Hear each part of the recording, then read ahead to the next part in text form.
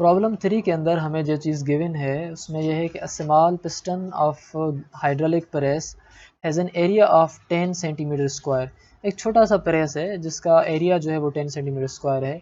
अगर उसके ऊपर आप अप्लाई फोर्स कर रहे हैं 50 न्यूटन की, what must be the area of the large piston. Large piston का एरिया क्या होगा? Exerting pressing force of 480,000 Newton. अब आपसे अगर इस तरह से समझाया जाए कि एरिया जो है वो A1 कितनी है, 10 सेंटीमीटर स्क्वायर है। अगर उस A1 एरिया के ऊपर फोर्स लगाई जा रही है तो वो फोर्स आपकी F1 होगी। वो फोर्स कितनी है? 50 न्यूटन। एरिया क्या होगा लार्ज पिस्टन का? यानी कि हमसे पूछा जा रहा है एरिया ऑफ सेकंड पिस्टन यानी एरिया 2, और उस एरिया 2 के ऊपर जो फोर्स लग रही है वो F2 है और वो है 4800 न्यूटन। अब आपसे जो चीज़ मालूम करनी है वो है area 2।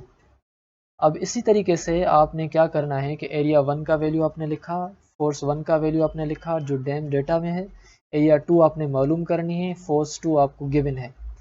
According to Pascal's law आप जानते हैं कि वह force F1 upon A1 is equal to F2 upon A2 के बराबर है।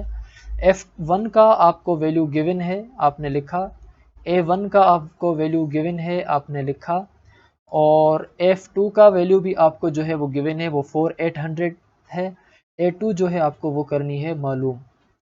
इसीलिए अगर आपको ये मालूम करनी है तो आप क्या करेंगे कि आप इसको डिवाइड में रखेंगे, क्योंकि आपकी अननोन क्वांटिटी है।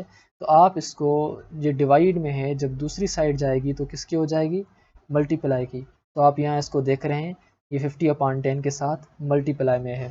तो 50/10 into A2 is equal 4800। Same यही है कि 50 यहाँ मल्टीप्लाई में है, जब दूसरी साइड जाएगा तो डिवाइड का हो जाएगा।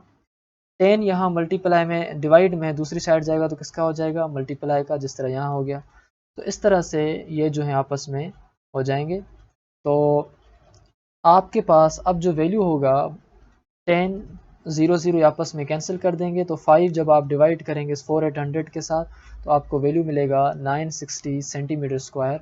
तो एरिया 2 जो है वो सेकंड पिस्टन का वो 960 सेंटीमीटर स्क्वायर है।